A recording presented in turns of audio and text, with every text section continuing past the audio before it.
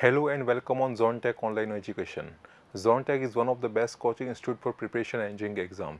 So friends, in the series of BCTQ built concept through question, we will discuss Rajasthan geography in this session.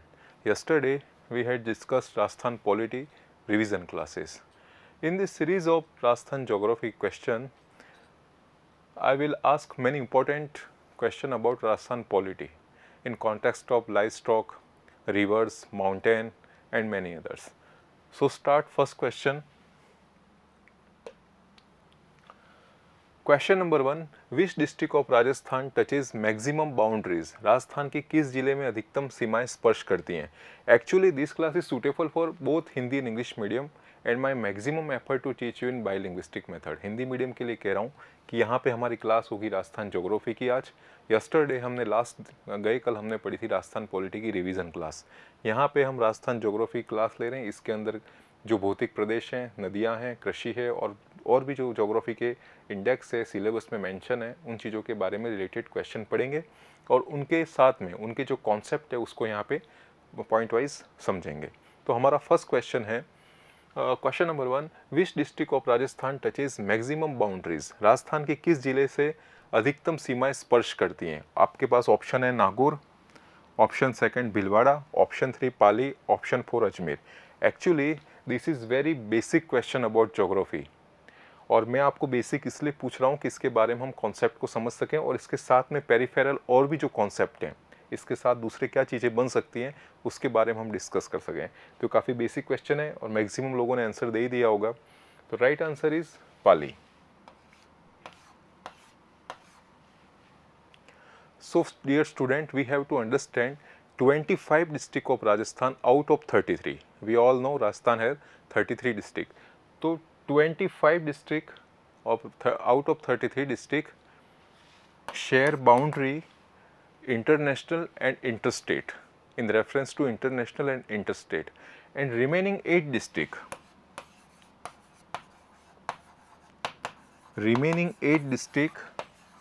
don't share any boundaries regarding interstate and international. मेरे कहने का मतलब ये है Hindi medium में कि जो हमारे 33 डिस्ट्रिक्ट हैं राजस्थान के, उसमें से 25 डिस्ट्रिक्ट 25 डिस्ट्रिक्ट ये कोई न कोई बाउंड्री बनाते हैं इंटरस्टेट और इंटरनेशनल, अंतर्राष्ट्रीय एवं अंतर्राज्यीय सीमा पे 25 जिले आते हैं. बाकी के जो शेष बचे 8 जिले हैं, रिमेनिंग 8 डिस्ट्रिक्ट, ये 8 डिस्ट्रिक्ट किसी के साथ भी शेयर नहीं करते बाउंड्री, या वो इंटरस्टेट हो या इंटरनेशनल हो. इसको हिंदी में कहें तो इसको मध्यवर्ती या अंतर्वर्ती जिले भी कहा जा सकता है. जैसे आप इंडिया के कॉन्टेक्स्ट में पढ़ते हैं, जैसे आप समझिए ये इंडिया का नक्शा है या मैप है, इसके अंदर जो आप देखते होंगे जो सेंटर के स्टेट हैं, इनका किसी के साथ कहने का तरह किसी और, कहने का मतलब किसी और, जैसे आप पोर्ट है या सी बेस है या किसी से लिंकअप नहीं है. ये एक तरीके से अंतर्वर्ती जिले हैं, इनलैंड स्टेट हैं, इन अंतर्वर्ती राज्य हैं, इनलैंड स्टेट हैं. इसी तरह राजस्थान के भी हैं, वो किसी भी और इंटरस्टेट और इंटरनेशनल बाउंड्री के साथ मैच नहीं करते हैं. वो किसी के साथ नहीं, सिर्फ जिलों के साथ ही जुड़े हुए हैं, वहाँ किसी और देश की सीमा और किसी अन्य राज्य की सीमा से नहीं जुड़े हुए हैं. उसी तरह यहाँ पे जो 8 जिले किसी के साथ सीमाएं नहीं बनाते, उसके बारे में डिस्कस करते हैं. वो 8 जिले कौन कौन से हैं?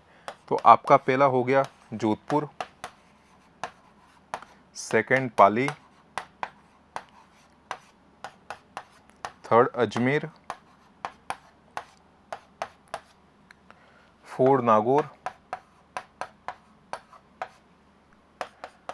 Fifth Tonk, Bundi, Dausa and Rajsamand. 1, 2, 3, 4, 5, 6 and 7 and 8. All 8 districts don't share any boundary in regarding to interstate and international. ये जो 8 जिले हैं वो किसी के साथ अंतर्राज्यीय व अंतर्राष्ट्रीय सीमाएं नहीं बनाते. अब यहाँ पे बात की गई है पाली की. इसके अंदर से हमारे आ रहा है पाली. अब इस पाली के साथ क्वेश्चन पूछा गया है कि किस जिले से अधिकतम सीमाएं स्पर्श करती हैं, यानी ऐसा कौन सा जिला इससे मैक्सिमम डिस्ट्रिक्ट उसके अंदर सीमाएं या कॉन्टैक्ट कर रहे हैं या शेयर बाउंड्री शेयर कर रहे हैं। तो इसके अंदर हम पाली देखेंगे तो हम थोड़ा मैप में चलते हैं। यहाँ पे आपको दिख रहा होगा ये मैप, इस मैप के अंदर ये हमारा इंडिया, दिस इज़ राजस्थान, और इस राजस्थान के अंदर ये जो एरिया है, आपको ये जो दिख रहा होगा एरिया, दिस इज़ पाली। ये पाली की तहसील है, इसके अंदर सोजत है, देसूरी है, बाली है, ये जो है कंप्लीट पाली का मैप है। तो इस पाली के अंदर आपको देखना है कि यहाँ पे कितने मैक्सिमम डिस्ट्रिक्ट है वो शेयर हो रहे हैं, बाउंड्री शेयर हो रही है। तो आप इसके अंदर सबसे पहले देख सकते हैं, यही रही आपकी पाली जिला यहाँ पे। तो यहाँ से कि जोधपुर टच हो रहा है, नागौर है, फिर यहाँ से अजमेर है, फिर इधर की ओर आप आ जाएंगे थोड़ा सा, ये राजसमंद, एंड देन सिरोही के बाद जालोर, इधर आपका उदयपुर, इधर बाड़मेर। तो मैक्सिमम यहाँ पे भी लिखा गया है कि जोधपुर, पाली, अजमेर, नागौर, राजसमंद, दौसा, टोंक, बूंदी, ये जो 8 डिस्ट्रिक्ट वो हैं जो किसी के साथ बाउंड्री शेयर नहीं करते हैं, किसी के साथ सीमा नहीं बनाते हैं। ये तो पहली बात हमने समझी। सेकंड बात समझी कि जो पाली है वो मैक्सिमम जिलों के साथ अपनी सीमा बनाता है। वो जिले यहाँ मैंने बता दिए, उदयपुर, राजसमंद, सिरोही, जालोर, जोधपुर, नागौर, अजमेर, राजसमंद, ये जो हैं ये पाली के ज़िले हैं जो सबसे ज़्यादा जुड़ते हैं। पाली ऐसा ज़िला है जो मैक्सिमम ज़िलों के साथ बाउंड्री शेयर करता है। नेक्स्ट क्वेश्चन,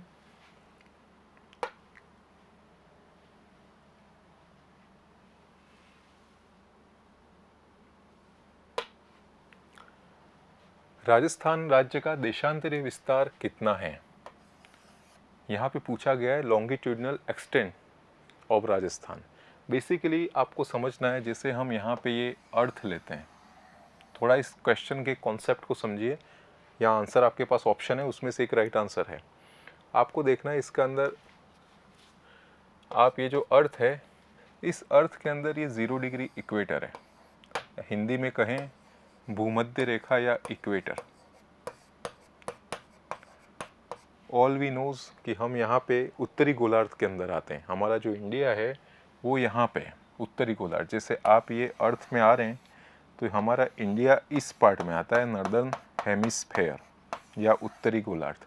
तो हम उत्तरी गोलार्ध में, पूरा भारत आ रहा है तो हमारा राजस्थान भी उत्तरी गोलार्ध में आएगा। तो यहाँ पे ये जो लाइन है इसे लाइन ऑफ कैंसर कहते हैं, या हिंदी में कहें कर्क रेखा 23.5 नॉर्थ। यहाँ पे 23.5 डिग्री कर्क रेखा जाती है। और आप ये भी जानते हैं कि राजस्थान के अंदर जो कर्क रेखा है वो बांसवाड़ा से गुजरती है। जो हमारा दक्षिणतम भाग है वहाँ बांसवाड़ा से कर्क रेखा गुजरती है, यानी 23.5 डिग्री के लगभग में ये है। तो आप यहाँ देख सकते हैं ये मैप है। इस मैप में अगर हम अक्षांशों की बात करेंगे तो आप यहाँ देखिए, जो हमारी कर्क रेखा लगभग यहाँ से गुजरती है, तो यहाँ पे 23 डिग्री 30 मिनट, इसको ऐसा पढ़ा जाता है 23 डिग्री 30 मिनट्स, यानी डिग्री का 60वां भाग होता है मिनट। तो 23 डिग्री 30 मिनट उत्तरी अक्षांश से 30 डिग्री 12 मिनट उत्तरी अक्षांश, ये तो हमारा हो गया अक्षांशीय विस्तार। और यहाँ पे हमने नॉर्थ क्यों लिखा है, उत्तरी की बात क्यों की, यहाँ पे पश्चिमी दक्षिणी की बात क्यों की, उसको समझिए। यहाँ पे इसका कहने का रीज़न ये है क्योंकि हम इस इक्वेटर के ऊपर की ओर, ये जो नदन है, नदन की ओर, हमारे उत्तर की ओर हम आ रहे हैं। हमारा जो राजस्थान या भारत है ये हमारे इस इक्वेटर 0 डिग्री भूमध्य रेखा के उत्तर की ओर है, उत्तरी गोलार्ध में, इसलिए मैं नदन की बात कर रहे हैं। हमारा राजस्थान लगभग यहाँ पे राजस्थान है, आप देख सकें तो इस तरीके से। तो यहाँ पे आप देखेंगे 23 डिग्री 30 मिनट उत्तरी अक्षांश से 30 डिग्री 12 मिनट उत्तरी अक्षांश, ये इस तरीके से हमारी यहाँ पे, जैसे आप ये देखेंगे इस तरीके से रेखा आती है अक्षांश की, 23 हुआ, 30 हुआ, 23, 25, 26, 28, 29, 30 करके 30 डिग्री यहाँ पे ये अक्षांश से विस्तार आ गया। और यहाँ पे क्वेश्चन में आपको पूछा गया है देशांतरी विस्तार लॉन्गिट्यूडनल। देशांतर आपको पता है नॉर्थ से साउथ तक, साउथ पोल को मिलाने वाली जो रेखाएं होती है वो देशांतर होती हैं। और ये कहने का मतलब टाइम को डिटरमाइन करने के लिए, समय के निर्धारण के लिए ये इसका यूज़ होता है। अब आप यहाँ बात करें देशांतर, इसको समझो। देशांतर का मतलब ये है, जैसे ये अर्थ है, अर्थ का एक नॉर्थ पोल है और ये साउथ पोल है। अब इस नॉर्थ पोल से साउथ पोल को मिलाने वाली रेखाएं, ये देशांतर है, ठीक है। अब यहाँ पे हमको समझना है देशांतर के अंदर इन रेखाओं के बीच में, यानी इसको अगर मैं डायग्राम में देखता हूँ देशांतर को, इस अर्थ को छोड़ के अगर स्क्वायर में देखें तो ये जो रेखाएं हैं ऊपर से नीचे नॉर्थ टू साउथ, इसके बीच में राजस्थान कहाँ पे आता है, इन रेखाओं के बीच में इसका कहाँ सेक्शन है, वो हमारा होता है देशांतरी विस्तार। तो हमारा देशांतरी विस्तार होता है 69 डिग्री, जैसे यहाँ पे लिखा है 69 डिग्री 30 मिनट पूर्वी देशांतर से 78 डिग्री 70 मिनट पूर्वी देशांतर। यानी हमारा यहाँ से ये जैसे ऊपर से जो रेखाएं आ रही हैं उसमें हमारा यहाँ पे इस तरीके से कोऑर्डिनेशन है 69 degree 30 minute to 78 degree 17 minute. और यहाँ पे अक्षांश की बात करेंगे तो 23 डिग्री 3 मिनट से 30 डिग्री 12 मिनट। मुझे समझ में आ रहा है कि आपको समझ में आ रहा है कि नहीं आ रहा है, ये बताओ बोले। यहाँ मैं समझा रहा हूँ, आप थोड़ा इसको इजीली समझिए कि जो देशांतर होते हैं वो नॉर्थ टू साउथ आते हैं और जो अक्षांश होते हैं वो इस तरीके से रहते हैं। तो यहाँ पे पूछ रहा है ये कि इनमें हमारा लोकेशन क्या है। आप कोई भी लोकेशन देंगे तो लैटिट्यूड और लॉन्गिट्यूड से कोऑर्डिनेट्स होते हैं, उन लोकेशन से हम पता करते हैं कि हमारी स्थिति क्या है, हमारा लोकेशन क्या है। तो इस लोकेशन में पूछा गया है कि इन रेखाओं के बीच में राजस्थान की पोजीशन क्या है, जैसे लैटिट्यूड है लॉन्गिट्यूड है, इसके अंदर हमारे राजस्थान की लोकेशन क्या है, स्थिति क्या है, स्थिति क्या है, इसके बारे में बात की है। तो हमारे राजस्थान की स्थिति अगर हम लैटिट्यूड में देखें तो 23 डिग्री 30 मिनट उत्तरी अक्षांश से 30 डिग्री 12 मिनट, और हम लॉन्गिट्यूड में देखें तो 69 डिग्री 30 मिनट पूर्वी देशांतर से 78 डिग्री 17 मिनट पूर्वी देशांतर। अब यहाँ पे समझिए, यहाँ पे पूर्वी देशांतर की बात क्यों की गई है, ईस्टर्न की क्यों बात की गई है, क्योंकि आपको दो चीज़ें ज़रूर याद रखनी है कि हमारे अर्थ का ये जो इक्वेटर है 0 डिग्री, उसमें इंडिया नदर्न हेमिस्फेयर में, आपको ये ध्यान रखना है। और दूसरी बात, नदर्न में है, उत्तरी कैसे हिंदी में कह सकते हैं, उत्तरी गोलार्ध, उत्तरी गोलार्ध, और ये है दक्षिणी गोलार्ध। अब अगर इसको हम ईस्टर्न वेस्टर्न पार्ट में डिवाइड करें तो ये हो गया पूर्वी गोलार्ध और यहाँ हो गया पश्चिमी गोलार्ध। इसलिए हम बात कर रहे हैं, हम इस तरफ हैं, इसलिए पूर्वी 69 डिग्री 30 मिनट पूर्वी देशांतर से लेके 78 डिग्री 17 मिनट पूर्वी देशांतर के बीच में हमारा एक्सटेंट है। और आपको ये भी पता है ये हमारा सबसे नॉर्थ पॉइंट है उत्तर, और ये है दक्षिण, यहाँ पे ये वेस्ट है और यहाँ पे ये ईस्ट है। नेक्स्ट थिंग, आपको पता है नॉर्थ टू वेस्ट इसकी लेंथ है 826 किलोमीटर और यहाँ पूर्व से पश्चिम की ओर है 869 किलोमीटर। इसको थोड़ा और ढंग से समझते हैं।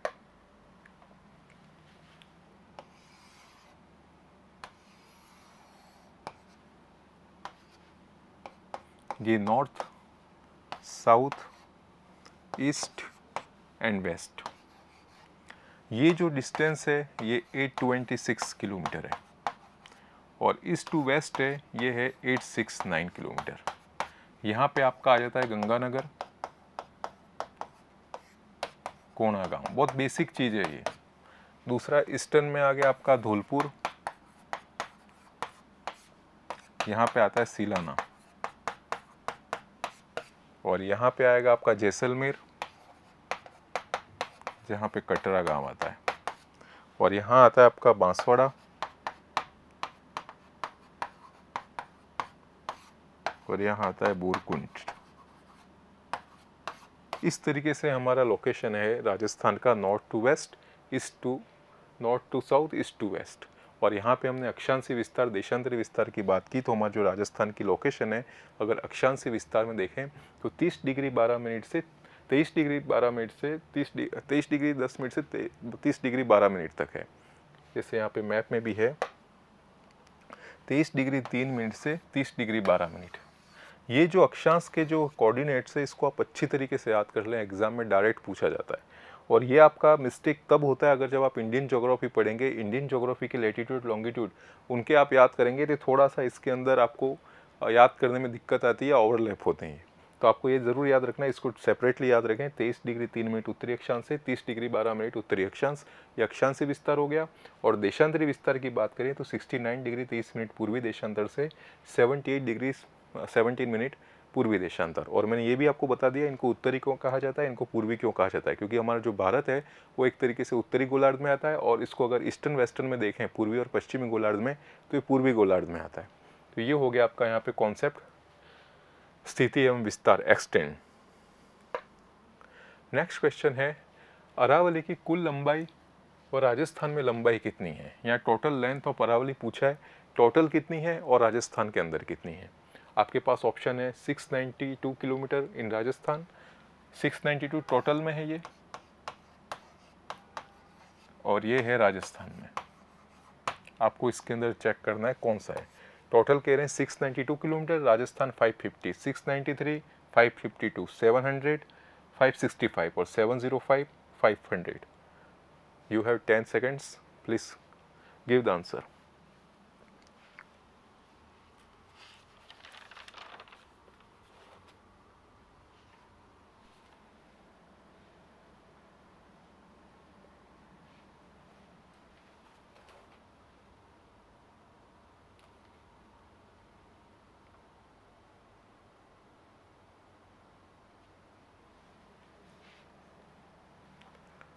So dear student, right answer है इसका 692 किलोमीटर एंड इन राजस्थान 550। दो फिगर आपको याद रखने हैं, 692 टोटल और राजस्थान के अंदर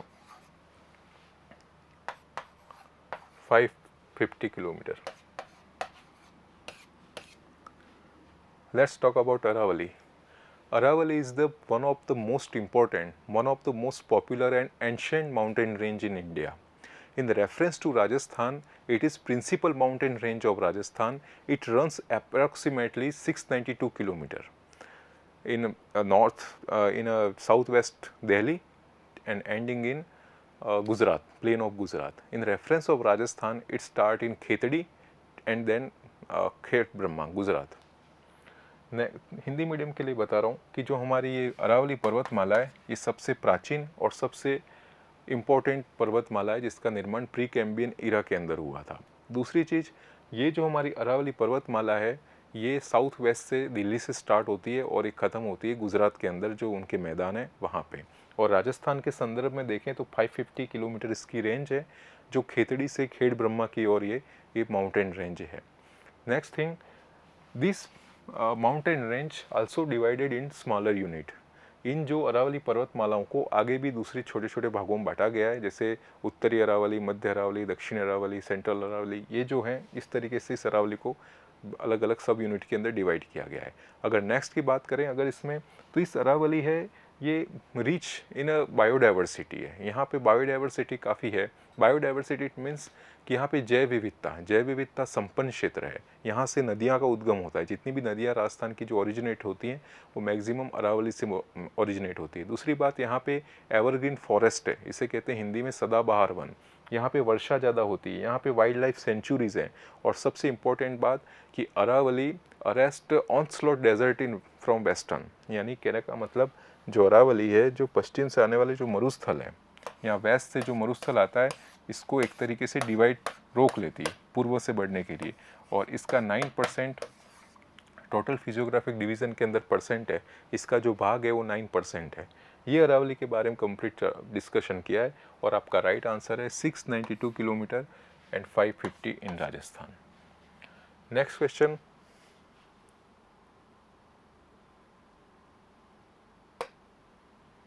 आप यहाँ देख सकते हैं ये हमारा राजस्थान का फिजिकल रीजन है। आप यहाँ पे देखेंगे ये है वेस्टर्न राजस्थान या वेस्टर्न डेजर्ट प्लेन। इसको हिंदी में कहें पश्चिमी मरुस्थल, डेजर्ट एक तरीके से वेस्टर्न। उसके बाद आपका ये आ गया यहाँ पे, इसको कहते हैं एरिड या इसको कहें शुष्क क्षेत्र। और यहाँ पे वर्षा रेखा के आधार पर 20 सेंटीमीटर जो वर्षा है उसके आधार पर इसको बांटा गया है शुष्क और अर्धशुष्क। Semi arid.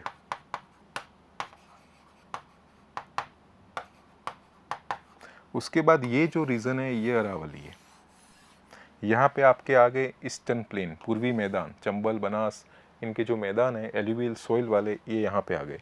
और ये वाला हाड़ौत रीजन है, कोटा, बाराबूंदी, झालावाड़। ये इस तरीके से डिफरेंशिएट है राजस्थान। पश्चिम का रेतीला मरुस्थल, और वो जो मरुस्थल है वो एक तरीके से शुष्क भाग है, वहाँ वर्षा रेखा, वर्षा की मात्रा बहुत कम होती है, 20 सेंटीमीटर से भी कम। इसी के आधार पर इसके जस्ट इन आगे की ओर, ईस्टर्न की ओर अर्ध शुष्क क्षेत्र है। और अर्ध शुष्क क्षेत्र के आगे की ओर यहाँ पे है अरावली पर्वतमाला। और अरावली पर्वतमाला के आगे यहाँ पे है पूर्वी मैदान, जहाँ नदियों द्वारा बनाए गए मैदान है, बनास है। उसके बाद आपका चंबल है, ये जो मैदान है माही, ये जो नदियों से बने हुए मैदान है, पूर्वी मैदान। और यहाँ पे ईस्टर्न की ओर है हाड़ौती रीजन, जहाँ इसे कहते हैं पठारी क्षेत्र।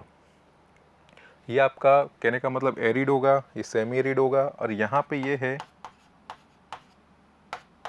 इसे कहेंगे उपार्द्र, ये होगा आर्द्र, और ये होगा अति आर्द्र। इस तरीके से इसको क्लाइमेटिक कंपोजिशन में डिवाइड किया गया है, शुष्क, अर्ध शुष्क, उसके बाद उपार्द्र, आर्द्र और अति आर्द्र। आर्द्र मतलब कहने का मतलब कंटेन ऑफ मॉइस्चर, जहाँ पे रेन ज़्यादा हो, मॉइस्चर ज़्यादा हो, पानी ज़्यादा हो, इस आधार पे इसको नॉर्मली डिवाइड किया गया है। नेक्स्ट पढ़ते हैं।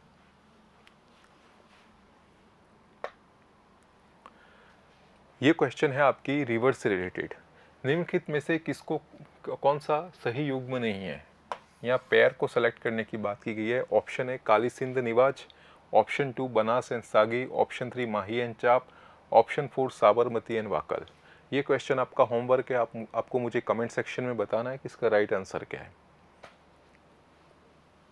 नेक्स्ट क्वेश्चन,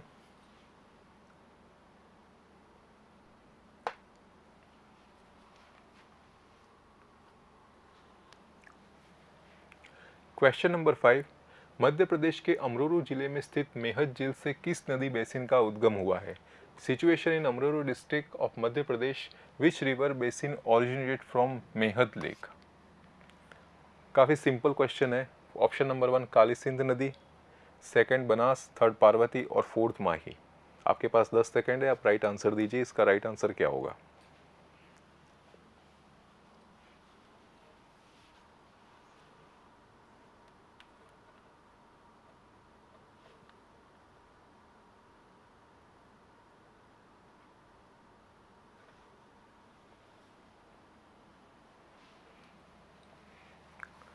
जब यहाँ बात एमपी की हो रही है, क्योंकि बेसिकली राजस्थान के अंदर मैक्सिमम रिवर है वो एमपी से आती हैं, और इसी सीरीज़ में ये भी एमपी से आ रही है, और ये रिवर है माही।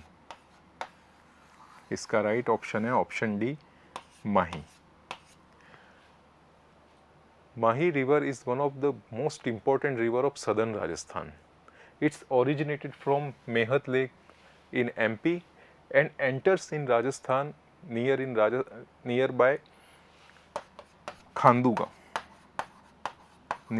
Khandu village of Rajasthan. कहने का मतलब है माही नदी है वो मध्य प्रदेश की जो अमरोरू ज़िले में स्थित मेहत झील है वहाँ से ओरिजिनेट होती है, और ये राजस्थान के अंदर एंटर करती है बांसवाड़ा के खांदू गांव से। ये इसका बेसिक है। और माही पे माही डैम भी बना हुआ है, ये भी आपको याद रखना है। दूसरा आपको याद रखना है यहाँ पे कि माही प्रोजेक्ट किसका है। आपके पास ऑप्शन है MP, गुजरात, सेकंड है MP राजस्थान, ऑप्शन 3 है MP UP। ये 3 ऑप्शन है, इसमें से आपको राइट आंसर देना है कमेंट सेक्शन में कि इसका राइट आंसर क्या है। यानी पार्वती माही नदी है, इसका जो प्रोजेक्ट चलता है ये प्रोजेक्ट किसके बीच के संयुक्त परियोजना है। जैसे माही नदी परियोजना है ना, ये परियोजना किस राज्यों की संयुक्त परियोजना है, जॉइंट वेंचर है। मध्य प्रदेश गुजरात, मध्य प्रदेश राजस्थान, मध्य प्रदेश यूपी। नेक्स्ट आगे बढ़ते हैं, और आप मैप में देख भी सकते हैं, जैसे ये रही आपकी माही रिवर, और माही रिवर ये देखो मेहत झील, ये आपका MP बॉर्डर है, ये आपका यहाँ पे MP बॉर्डर है, और यहाँ से रिवर आती है और ये जो डिस्ट्रिक्ट आप देख रहे हैं बांसवाड़ा है, ये सबसे दक्षिणतम सदर्न डिस्ट्रिक्ट है। और ये इसको वागड़ की गंगा, कांठल की गंगा, उसके बाद आदिवासी की स्वर्ण रेखा, ऐसे बहुत से नाम है, उपनाम है, सब डिवीज़न सब नाम है इसके। तो आपको याद रखना है माही रिवर के बारे में। और ये आगे जाके खंबात की खाड़ी के अंदर ये डिस्चार्ज होती है, आपको ये ध्यान रखना है। और यहाँ अनास भी इसकी सहायक नदी है, मोरेन भी सहायक नदी है। और यहाँ पे आप डूंगरपुर में देखते हैं सोम माही जाखम, ये प्रतापगढ़ से जाखम आती है। और यहाँ पे ये उदयपुर की बिछा मेड़ी है, वहाँ से आती सोम। और सोम माही जाखम का यहाँ पे त्रिवेणी संगम होता है बेणेश्वर के अंदर, ये लिखा हुआ है बेणेश्वर। ये बेसिकली रिवर बनास है, रिवर माही नदी है।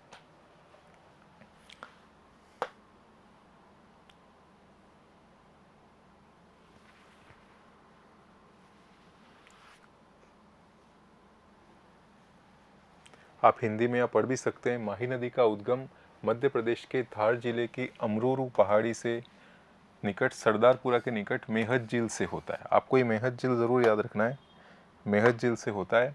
माही को कंठल की गंगा, कांठल होता है, यानी जो प्रतापगढ़ वाला जो एरिया है, बांसवाड़ा प्रतापगढ़ एरिया, स्पेसिफिकली प्रतापगढ़, उसको कहते हैं कांठल। कांठल की गंगा, आदिवासियों की गंगा, दक्षिण राजस्थान की स्वर्ण रेखा, वागड़ की गंगा आदि उपनामों से जाना जाता है।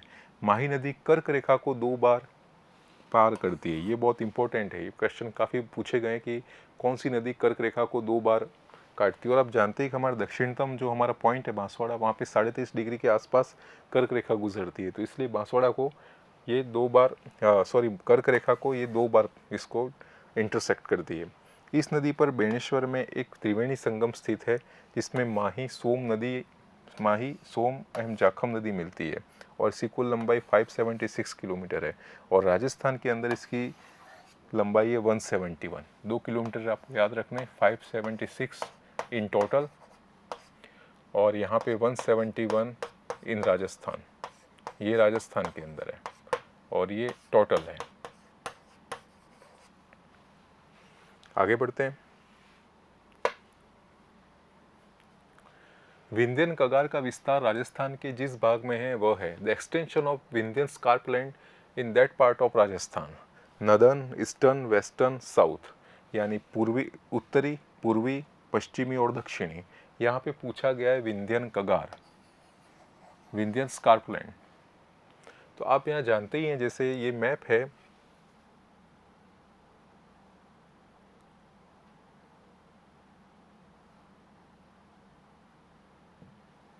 जैसे मैप है और यहाँ की और ये जो पोर्शन है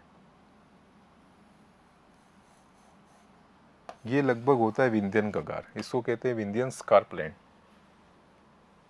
तो आपको क्वेश्चन पूछा गया है कि ये इसकी लोकेशन क्या है, नॉर्थ में, ईस्टर्न में, वेस्टर्न में, सदर्न में। और आप थोड़ा सा अगर राजस्थान के मैप को समझेंगे तो आपको आइडिया लग जाएगा कि नॉर्दर्न में तो हो नहीं सकता, वेस्टर्न में तो हमारा डेजर्ट आ गया, ईस्टर्न के अंदर और भी चांस है, सदर्न में तो प्लेटू हो गया, जो हमारा हाड़ौती वाला क्षेत्र है वो यहाँ पे थोड़ा आता है। तो ये है पूर्वी में, ऑप्शन नंबर 2 ईस्टर्न भाग के अंदर, यानी जो आपका विंध्यन कगार है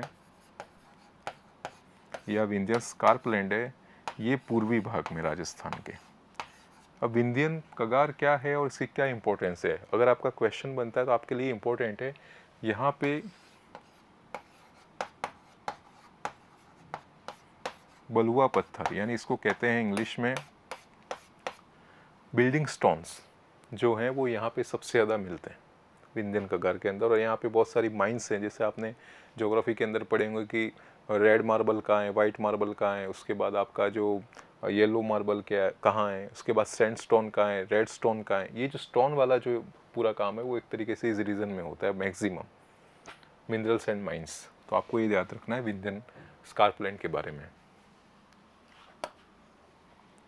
next question, in which district is the sheet erosion by the water, जल द्वारा सतही अपरदन किन जिलों के अंदर अधिक होता है। यहाँ पे पूछा गया है sheet erosion.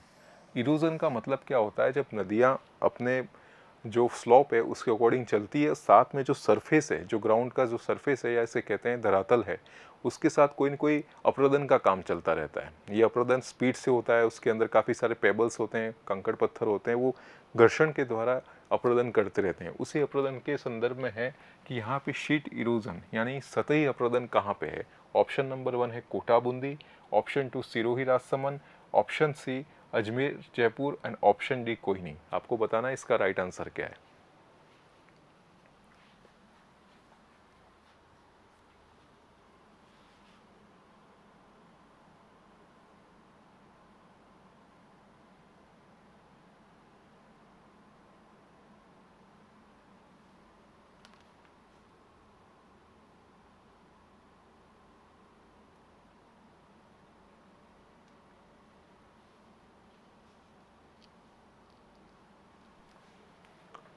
So friends, right answer है इसका बी सिरोही राजसमंद। एक कॉन्सेप्ट है ज्योग्राफी के अंदर, जैसे ये माउंटेन है और आप जानते हैं कि मैक्सिमम रिवर जो इंडिया के अंदर या वर्ल्ड के अंदर वो माउंटेन से ही डिस्चार्ज होती है। यानी कहने का मतलब अधिकतर जो नदियां हैं वो पर्वतों से निकलती है, क्योंकि वहाँ ग्लेशियर होते हैं, वहाँ पे रिजर्व वाटर होता है, वहाँ से फिर नदियाँ टेम्परेचर बढ़ने से जो ग्लेशियर मेल्ट होते हैं और वहाँ से रिवर निकलती है। जब ये रिवर निकल रही होती है, जैसे यहाँ से रिवर फ्लो हो रही है, क्योंकि आपने देखा होगा जो हमारा नदन इंडिया है, उत्तरी हमारा भारत है, वो पहाड़ी क्षेत्र है। अब यहाँ इस पहाड़ से जब नदियाँ नीचे उतरती हैं तो यहाँ पे इस तरीके की हमारी वैली है, या इसे कहते हैं घाटी। जैसे आपने देखा होगा, जैसे जम्मू कश्मीर वाला एरिया है, हिमाचल का एरिया है, उत्तराखंड का एरिया है, वो एक तरीके से पहाड़ी भाग है। फिर धीरे से नदियाँ नीचे आती है मैदानी भाग में, उसे कहते हैं यहाँ पे स्लोप। ये जो स्लोप है इस तरीके से, यहाँ पे स्लोप में आके रिवर होती है थोड़ी डाउन, जैसे भाबर तराई आपने पढ़े होंगे, खादर बांगर डेल्टा। ये जो रीजन है, इस तरीके से नदियों का ड्रेनेज पैटर्न होता है। और जब नदियाँ ड्रेनेज पैटर्न करती है तो सरफेस के साथ इनका फ्रिक्शन के कारण इरोजन होता है। यहाँ पे अप्रदन कहते हैं, यानी अप्रदन का मतलब होता है टूटना, उसको हटाना। जैसे आप कोई भी चीज़ को मैक्सिमम एक फ्लो में चल रही है, जैसे वाटर इस फ्लो में चल रहा है, तो यहाँ का जो ग्राउंड सरफेस है, ये ग्राउंड सरफेस है, इसके साथ ये कहने का मतलब कहीं ना कहीं फ्रिक्शन करता है, घर्षण करता है, उसको उसकी जो अपर लेयर है उसको डिस्टर्ब करता है, उसको हटाता है। इसका बेसिक मतलब अप्रदन होता है। और यहाँ अप्रदन के बारे में बात कर रहे हैं, यहाँ पूछा गया है सतही अप्रदन। यहाँ पूछा गया है सतही अप्रदन। तो सतही अप्रदन सबसे ज़्यादा होता है सिरोही राजसमंद में। और आपको बताना है इस एरिया के अंदर ऐसी कौन सी रिवर है जिसके कारण ये सतही अप्रदन या शीट इरोजन हो रहा है। और इस एरिया की सबसे इम्पोर्टेंट रिवर है, उसके बारे में डिस्कस भी मैंने प्रीवियस क्लास में की है। तो आपको बताना है सिरोही राजसमंद के अंदर कौन सी ऐसी नदी है जिसके कारण सतही अप्रदन होता है। दूसरी बात करते हैं, एक सतही अप्रदन के बाद एक दूसरी चीज़ होती है अवनालिका अप्रदन।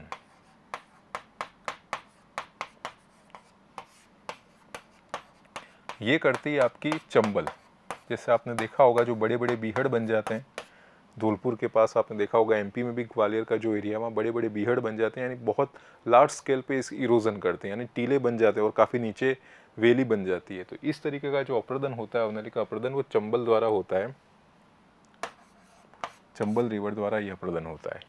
नेक्स्ट आगे बढ़ते हैं।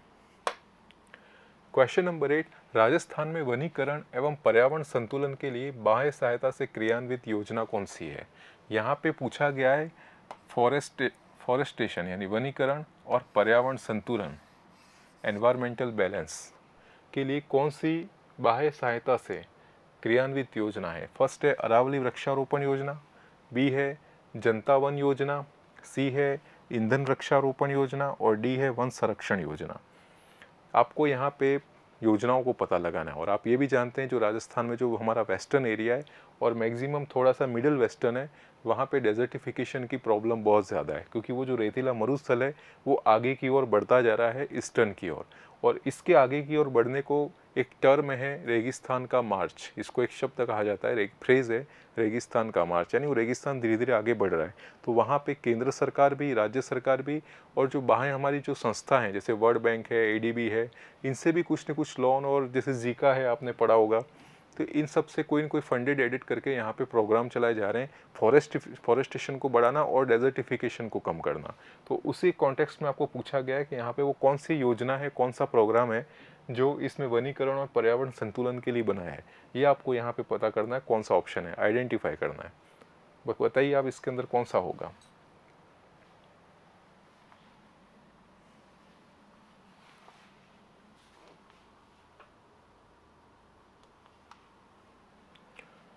इसका राइट आंसर है अरावली वृक्षारोपण योजना। अब इससे रिलेटेड कॉन्सेप्ट को समझते हैं कि यहाँ पे वनीकरण क्या है, फॉरेस्टेशन क्या है और पर्यावरण संतुलन। ये जो प्रश्न में दिए गए दो वर्ड हैं इसको समझते हैं, पर्यावरण संतुलन। अब समझना है वनीकरण क्या है। फॉरेस्टेशन का मतलब होता है कि जहाँ पे वन नहीं है, जहाँ पे पेड़ पौधे नहीं है, ट्रीज नहीं है, प्लांट्स नहीं है, वहाँ पे उनका रेशियो, उनका परसेंटेज को बढ़ाना। यानी जहाँ पे परसेंटेज कम है ट्रीज का, फॉरेस्ट का, उस फॉरेस्ट के परसेंटेज को बढ़ाना। जैसे आप देखते हैं बहुत सारे अभी इनोवेशन हो रहे हैं और बहुत सारे स्टार्टअप हो रहे हैं और बहुत सारे गवर्नमेंट की ऐसी पॉलिसी नॉर्म्स भी आ गई कि जहाँ से आपने डिफॉरेस्टेशन किया है, यानी जहाँ पे निर्वनीकरण किया गया। जैसे आप कोई भी गवर्नमेंट डेवलपमेंट प्रोजेक्ट लाती है, जैसे हाईवेज बन रहे हैं, बड़े बड़े एनएच निकलते हैं, उसके बाद कई इंडस्ट्री सेटअप होती है, तो जो भी वहाँ पे फॉरेस्ट एरिया है, वहाँ पे फॉरेस्ट डिपार्टमेंट है या फॉरेस्ट मिनिस्ट्री है या एनजीटी, जो अगर सेंट्रल के कॉन्टेक्स्ट में देखें, जो एनजीटी है, नेशनल ग्रीन ट्रिब्यूनल है, उनसे कहीं ना कहीं इसके अंदर अनुमति या परमिशन लेनी पड़ती है। उसके बाद डेवलपमेंट प्रोजेक्ट होते हैं। दूसरी बात, जहाँ भी ये फॉरेस्ट को हटाया जाता है, वृक्षों को हटाया जाता है, वहाँ पे फिर से नवीन वृक्षों का निर्माण किया जाता है। और राजस्थान के अंदर भी ऐसे बहुत से इंपॉर्टेंट पर्सनैलिटीज़ हैं जो खुद सेल्फली कम से कम 6000 पौधों को लगाया, किसी ने 10,000 लगाया, किसी ने 20,000, ऐसे इस तरीके से यहाँ पे वनों को बढ़ाया जा रहा है। दूसरी बात, राजस्थान के अंदर बहुत अच्छा एग्जाम्पल सेट किया है। राजसमंद के अंदर एक पिपलांतरी गाँव है, वहाँ पे हर एक कन्या के जन्म पे 111 ट्रीज़ को वहाँ पे लगाया जाता है। 1011 या 111, अभी इसमें कुछ चेंज हुआ है तो आप देख लीजिएगा। इतने ट्रीज़ को वहाँ पे लगाया जाता है किसी कन्या के जन्म पे। इस तरीके से इसको काफ़ी हर जगह से बढ़ाया जा रहा है। और राजस्थान के अंदर आप जानते हैं जो बिश्नोई समाज है वो ये प्राकृतिक वातावरण है उसके लिए काफ़ी प्रतिबद्ध है, उनकी सुरक्षा के लिए। जो भी वन्य जीव है, वन्य प्राणी है और जो हमारा नेचुरल हेरिटेज है उसके संरक्षण के लिए कार्यरत है। तो ये हो गया आपका वनीकरण। और वनीकरण से फ़ायदे आप जानते ही हैं, एनवायरनमेंट जो पॉल्यूशन है उसको कंट्रोल होता है। उसके बाद जो बैलेंस है वो होता है, वाइल्ड लाइफ सिक्योर रहती है, जो भी हमारे जीव जंतु जो जानवर हैं वो सिक्योर होते हैं। उसके बाद रेन जो बारिश है उसका जो पैटर्न है वो सिमिलर चलता रहता है, बारिश की कमी नहीं होती, वर्षा की कमी नहीं होती है। और दूसरे भी जो हम उसके यूज़ करते हैं इन फॉरेस्ट एसेट के, जो भी वनी संपत्ति उसके हम काफ़ी यूज़ करते हैं। जैसे फ्यूल में यूज़ करते हैं, बिल्डिंग मटेरियल में यूज़ करते हैं, फूड के अंदर यूज़ करते हैं, ऐसे बहुत सी चीज़ें इसको हम यूज़ करते हैं। तो ये पूरा कॉन्सेप्ट है फॉरेस्टेशन। दूसरी बात है पर्यावरण संतुलन। पर्यावरण संतुलन का मतलब होता है, एनवायरनमेंट बैलेंस का मतलब एनवायरनमेंट के जो बेसिक पार्ट हैं, यानी हिंदी में कहें जो पर्यावरण के मूलतः अवयव हैं, उसके अंदर थोड़ा भी डिस्टर्बेंस होता है तो उसे कहते हैं पर्यावरण असंतुलन, डिसबैलेंस। संतुलन का मतलब जो नेचुरल एसेट हैं, जो नेचुरल इसके पार्ट हैं, अगर वो बिल्कुल जिस रेशो के अंदर स्टार्टिंग से हैं और अब तक बने रहें विदाउट इंटरफेयर ऑफ ह्यूमन, मानव के हस्तक्षेप के बिना, तब तक तो पर्यावरण संतुलन है। जब मानव अपनी उपभोक्तावादी संस्कृति और भौतिकवादिकता के कारण से या पश्चिमी अनुकरण से जब यहाँ पे पर्यावरण को नुकसान पहुंचाया जाता है, जैसे एसीज चल रहे हैं आजकल, तो इससे निकलती फ्रीऑन गैस, तो ये फ्रीऑन गैस है, क्लोरोफ्लोरोकार्बन गैस है, ये जो गैसेज हैं एनवायरनमेंट की ओजोन लेयर को डिस्टर्ब करती हैं। ऐसे बहुत से हैं, जैसे आप ऑटोमोबाइल्स यूज़ करते हैं। खैर अब तो और भी हाइड्रोजन बेस्ड और रिन्यूएबल एनर्जी बेस्ड आ गए, बैटरी बेस्ड आ गए, बाकी उससे पहले काफ़ी पॉल्यूशन हुआ था। अभी सेंट्रल गवर्नमेंट में जो ट्रांसपोर्ट मिनिस्टर हैं गडकरी जी ने यही कहा है कि अभी जहाँ तक हम ऐसा प्रोजेक्ट ला रहे हैं कि जिसके अंदर हम जो पेड़ को काटा जाता है, जब कोई भी हाईवेज, फ्लाईओवर्स बनते हैं, रोड्स बनते हैं, जहाँ पे इन पेड़ों को काटा जाता है, तो हम ऐसी किसी फॉरेन कंट्री से उसी टेक्नोलॉजी को अडॉप्ट कर रहे हैं कि डायरेक्ट उस प्लांट को शिफ्ट किया जाए, उसको काटने की ज़रूरत नहीं पड़े, ऐसा इनोवेशन किया जा रहा है। तो इस तरीके से हम एनवायरनमेंट यहाँ पे बैलेंस की बात करते हैं। और यहाँ पे हमारा जो प्रोजेक्ट चल रहा है अरावली वृक्षारोपण योजना।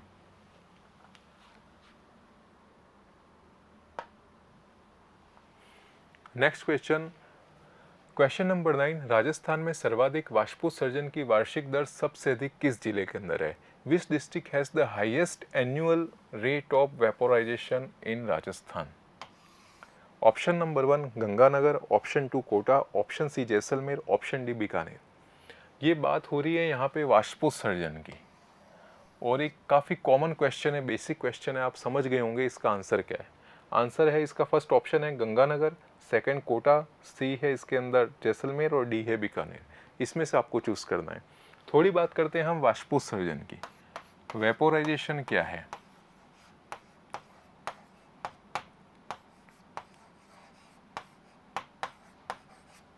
इसको समझेंगे वेपोराइजेशन क्या है। दूसरी चीज आप समझेंगे कि हमारा जो राजस्थान है उसका जो वेस्टर्न पार्ट है, जिसे पश्चिमी कहते हैं, पश्चिमी मरुस्थली क्षेत्र है। अब यहाँ पे क्या है कि यहाँ पे वाष्पोत्सर्जन ज़्यादा होगा।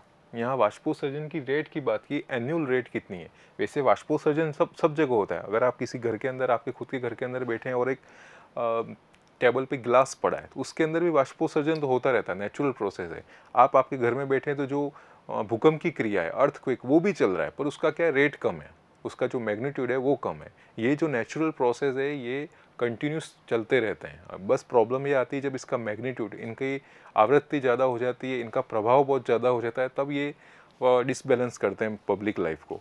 तो यहाँ पे वेपोराइजेशन की बात की है तो वेपोराइजेशन का मतलब होता है वाष्पोत्सर्जन, यानी जल का वाष्प के रूप में बनना। और ये कब होगा? ये होगा, इसके अंदर मेन एलिमेंट है टेम्परेचर। वेपोराइजेशन तभी होगा जब टेम्परेचर इंक्रीज होगा, यानी तापमान बढ़ेगा। वाष्पोत्सर्जन तभी होगा जब तापक्रम बढ़ेगा। और ये तापक्रम कब बढ़ेगा? तापक्रम तब बढ़ेगा जब यहाँ पे एनुअल जो लाइट आ रही है, एनुअल टेम्परेचर है, वो इंक्रीज है। और ये हमारे होता है वेस्टर्न पार्ट में, जो पश्चिमी राजस्थान है, जो रेतीला मरुस्थल है, उसके अंदर ये चीज़ ज़्यादा होगी। और ऑप्शन में आपको यहाँ स्पष्ट दिख रहा है, क्लियरली मेंशन है जैसलमेर। जैसलमेर इसका राइट आंसर है। दूसरी बात हम बात करते हैं डेजर्टिफिकेशन या मरुस्थलीकरण। मरुस्थलीकरण या डेजर्टिफिकेशन का मतलब क्या होता है? डेजर्ट का ज़्यादा होना। और डेजर्ट कब होगा? जब वहाँ पे कि वहाँ पे प्रेसिपिटेशन कम होगा। अगर बारिश कम होगी और टेम्परेचर काफ़ी ज़्यादा होगा तो हमारा डेजर्ट का निर्माण होता रहता है। तो यहाँ पे हमारा राइट आंसर है जैसलमेर, जहाँ पे सर्वाधिक वाष्पोत्सर्जन की वार्षिक दर ज़्यादा है।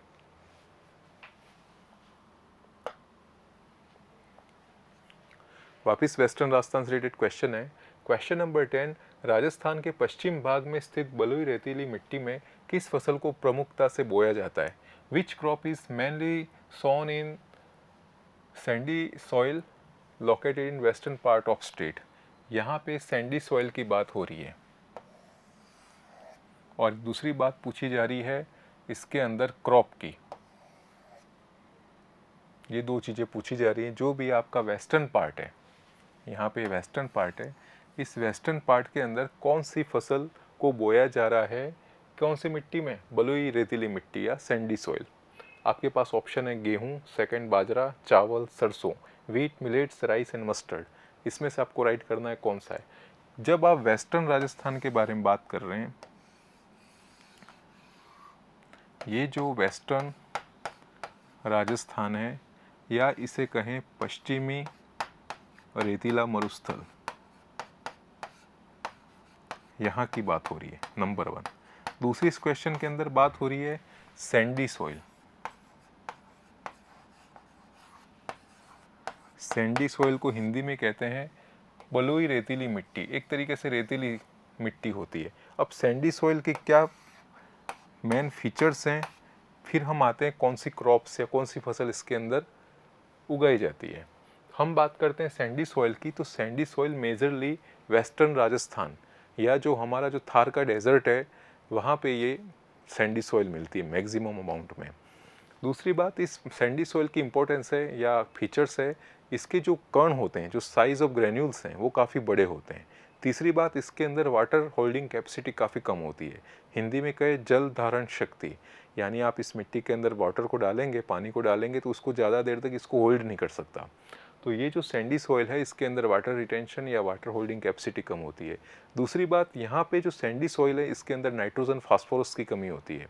कैल्शियम वगैरह अच्छा रहता है इसके अंदर, बाकी नाइट्रोजन फास्फोरस कम रहता है।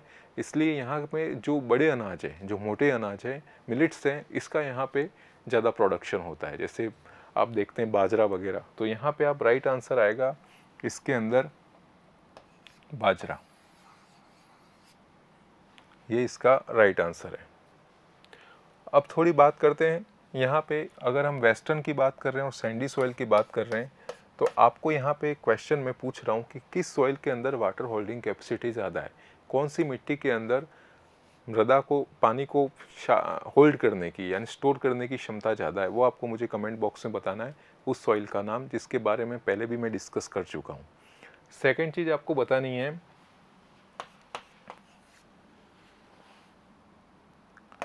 कॉटन,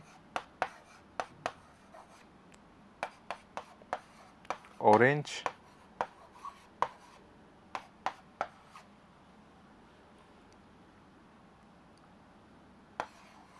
एंड गार्लिक, इसका प्रोडक्शन किस सॉइल में होता है, ये भी आपको मुझे कमेंट सेक्शन में बताना है। इसके बारे में डिस्कस प्रीवियस हम सेशन में कर चुका हूँ। तो यहाँ पे आपको समझ में आ गया, जो बलुई रेतीली मिट्टी है वो पश्चिम राजस्थान की है, कण बड़े होते हैं, जल धारण क्षमता कम होती है, इसके अंदर मॉइस्चर कम होता है, और मोटे अनाज जो मिलेट्स है, बाजरा है, ये इसके अंदर प्रोडक्शन इसमें होता है।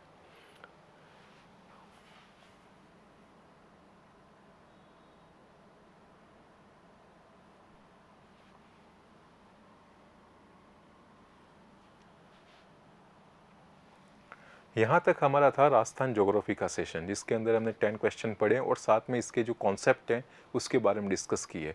अब हम यहाँ थोड़ा सा, हमारा एक पोर्शन बच रहा था राजस्थान पॉलिटी का, डिस्ट्रिक्ट एडमिनिस्ट्रेशन, इसको यहाँ पे कवर करते हैं इस सेशन में। डिस्ट्रिक्ट एडमिनिस्ट्रेशन के अंदर बात करें या हिंदी में कहें जिला प्रशासन।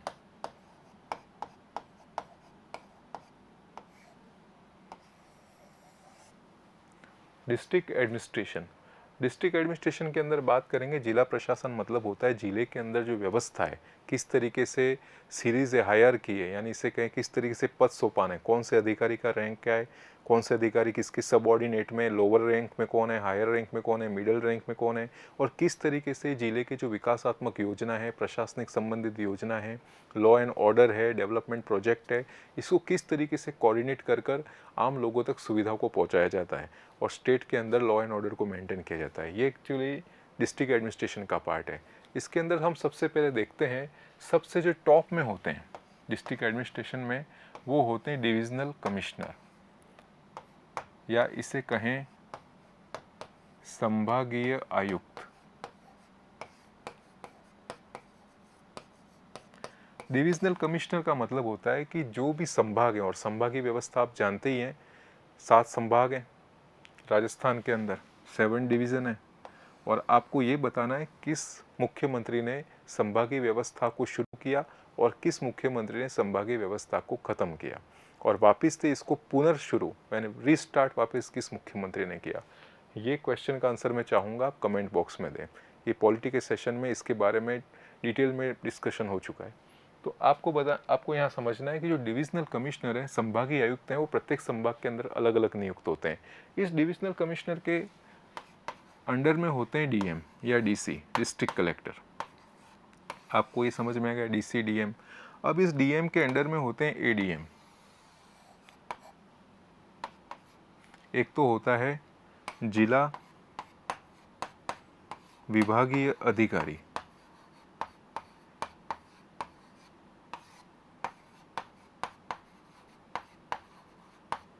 जिला विभागीय अधिकारी या डिस्ट्रिक्ट लेवल ऑफिसर, डीएलओज होते हैं। दूसरे होते हैं एडीएम, सेकंड एडीएम डेवलपमेंट, और यहाँ पे एडीएम होगा एडमिनिस्ट्रेशन। इस तरीके से डीएम के अंदर 3 अधिकारी होते हैं, जिला विभागीय अधिकारी, सेकंड है एडीएम जो प्रशासन को देखते हैं, अतिरिक्त जिला अधिकारी, और दूसरे होते हैं वही एडीएम जो डेवलपमेंट जो विकासात्मक प्रोजेक्ट है उसके बारे में देखते हैं। ये स्टेप क्लियर हुआ। सेकंड की बात करते हैं।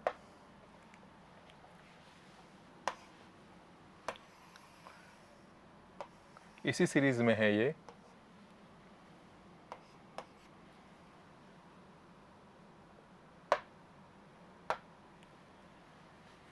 यहाँ पे होते हैं जेल प्रशासन, जेल प्रशासन। यहाँ पे आता है कानून एवं शांति, लॉ एंड ऑर्डर, कानून प्रशासन। थर्ड में आता है विकासात्मक प्रशासन या विकास प्रशासन, और फोर्थ होता है इसके अंदर राजस्व प्रशासन।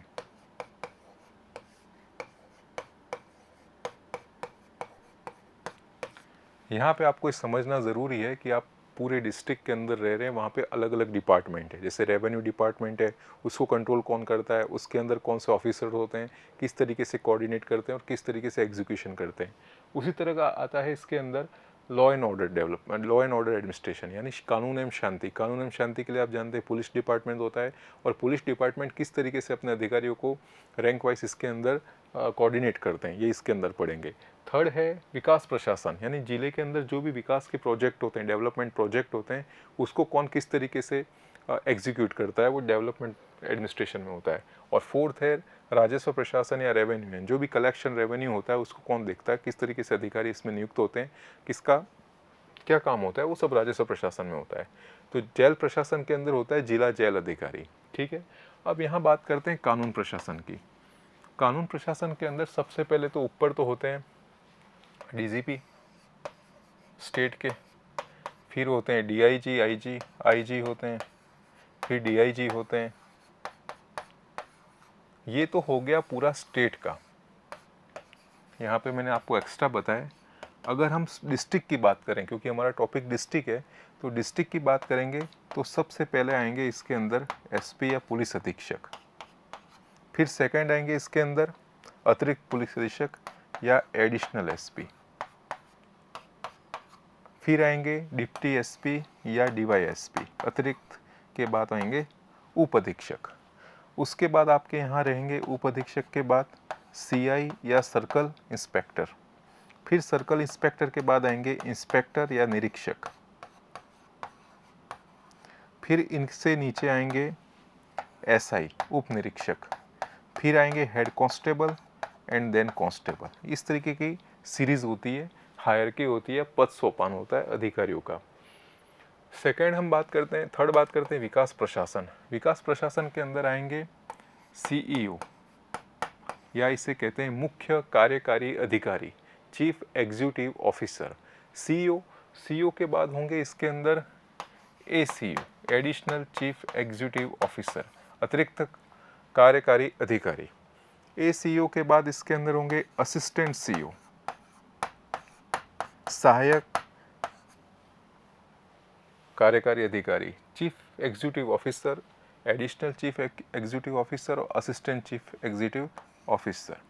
इसके बाद यहाँ पे आते हैं बीडीओज आते हैं, ब्लॉक डेवलपमेंट ऑफिसर या विकास अधिकारी। बीडीओ के बाद आएंगे इसके अंदर एडिशनल बीडीओ, अतिरिक्त। उसके बाद आएंगे सहायक, असिस्टेंट बीडीओ। इसके बाद यहाँ पे नीचे आएंगे रेवेन्यू इंस्पेक्टर, आरआई। आरआई के बाद इसके अंदर आते हैं पटवारी। आरआई के बाद आप देख लो इसके अंदर आएंगे वीडियो, विलेज डेवलपमेंट ऑफिसर या ग्राम सचिव, ग्राम सेवक, जो भी आप कहते हैं, वीडियो विलेज डेवलपमेंट ऑफिसर। और इनसे नीचे आएंगे आपके इसके अंदर वीडियो तक ही आप देखें, रेवेन्यू इंस्पेक्टर के बाद वीडियो ही आते हैं। अगर आप राजस्व प्रशासन में देखेंगे तो इसके अंदर एसडीओ आते हैं, एसडीओ के बाद आते हैं तहसीलदार, तहसीलदार के बाद आते हैं इसमें पटवारी। ये इस तरीके से सीरीज होती है हायर की, और इसके अंदर कुछ पोस्ट होती हैं, कुछ पोस्ट डाइल्यूट होती हैं। ये डिपेंड करता है कि उस पर्टिकुलर डिस्ट्रिक्ट को कितने ऑफिसर की डिमांड है। वैसे मैक्सिमम तो ये स्ट्रक्चर रहता है, बट इसके अंदर थोड़ा बहुत प्लस माइनस चलता है, कहाँ पे किसको प्लस किया जा सकता है, कौन सा सरप्लस में उसे वहाँ से थोड़ा सा हटा के दूसरी जगह लगाया जा सकता है। ये डिस्ट्रिक्ट एडमिनिस्ट्रेशन का पार्ट है। तो मैंने आपको पूरा डिस्ट्रिक्ट एडमिनिस्ट्रेशन यहाँ बता दिया, किस तरीके से ज़िले के अंदर प्रशासन की व्यवस्था होती है। तो फ्रेंड्स, आज का हमारा सेशन यहीं तक रहेगा। नेक्स्ट कल फिर हम ज्योग्राफी की कुछ क्वेश्चंस बचे हुए हैं, उसको वापस रिमेनिंग क्वेश्चन को कवर करेंगे। सो थैंक यू, कल वापस मिलते हैं।